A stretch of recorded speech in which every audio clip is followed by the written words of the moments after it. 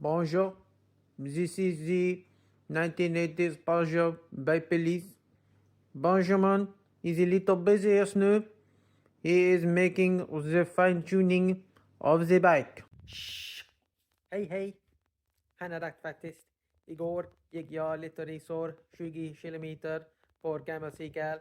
Känner hon jättesmidigt för en gammal cykel, men jag måste göra lite fine tuning.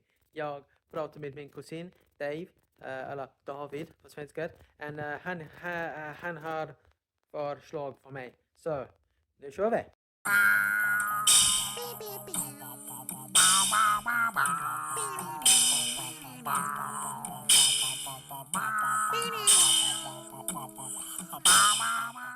Nu, vi är färdiga. There is only one way to prove it.